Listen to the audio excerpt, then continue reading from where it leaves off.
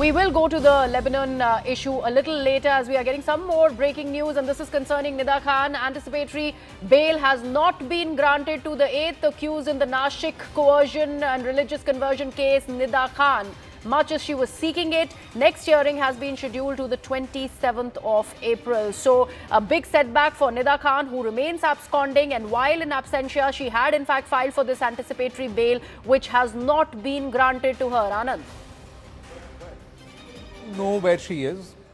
Her lawyer knows where she is, but the cops don't know where she is. Now the courts are saying, if you're so vehemently opposing her bail, anticipatory bail, let's see the arrest. So they have time till the 27th, another week. 7 more days have been given to the cops to find out Nida Khan and apprehend her. It could be that in the next 24 hours, either they would move the higher courts to seek immediate relief, or we could see the cops identify the location of Nida Khan and place her under arrest, because so far she's being denied both interim protection and anticipatory bail. This is a big boost to the state. This was a big boost to the cops, because they can now go out and say she was on the run, she was AWOL, she filed for anticipatory bail, it's been denied. It's only after that we are now arresting her, because the emotional hook or the lever that they were trying to use her on her behalf about her pregnancy, etc., doesn't seem to have worked in court, because the defense against it was she was out on picnics and she was having this engagement, these all other social engagements. So why shouldn't she be arrested and brought to justice, or to help with the investigation? Why grant her anticipatory bail? That argument has now succeeded from the state's point of view, and perhaps in the next 24 to 48 hours, we could see Nida Khan being apprehended. Absolutely. It was touch and go there when it came to the legal arguments and whether Nida Khan would be granted anticipatory bail, given the fact that the defense had pointed out that she was pregnant and there's a lot of mental stress associated with her medical condition. But I'm also joined by Ananya Gupta to get the latest in this investigation. Now that anticipatory bail has not been granted to Nida Khan, Ananya, are the police very close to apprehending her? Because she is a crucial piece of the puzzle to, unraveling this entire nexus that was operating in TCS Nashik.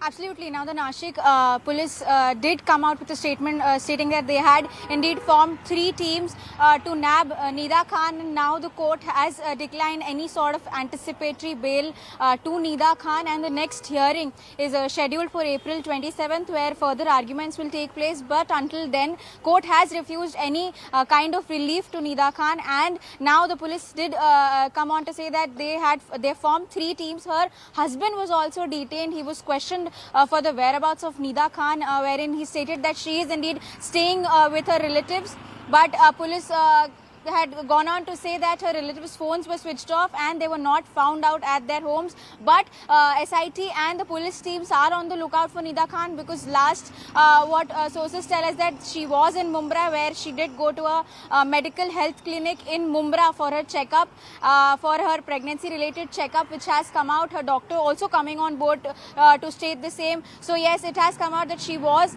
indeed in Mumbai's Mumbai on the 13th of April, and as of now, yes, she hasn't been nabbed, but police teams, SIT, are on a continuous lookout for her. And now the court has also given a go-ahead by declining any sort of relief to the 8th accused, Nida Khan, and she has been on a run since the very first FIR was filed. On the 25th of March is when the first FIR was filed, and Nida Khan is named in the first FIR. Now an Atrocities Act was also added to her list of allegations and crimes that have been present in the FIR. So yes, the latest coming in is that any kind of relief has been denied by the court to Nida Khan. Right. Thank you, Ananya, for getting us that update. But Ananya, when it comes to the entire situation that is unfolding in Nashik, take us through the entire charges that Nida Khan is facing, because she was someone who was at the helm of the HR department of this unit of TCS, and several complaints had come to her, but she just turned a blind eye to the plight of so many women who were working in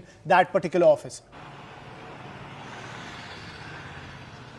Now, yes, she initially was set to be the HR, but TCS did come on board to say that she was not an HR or she was not present in any of the leadership teams, but she was just a process associate at a very junior level is what the TCS has come on to say. And yes, they had a letter was also accessed in which she was suspended by TCS on the 9th of April. Now, allegations pertaining to her are that she passed certain lewd and obscene comments against religious deities.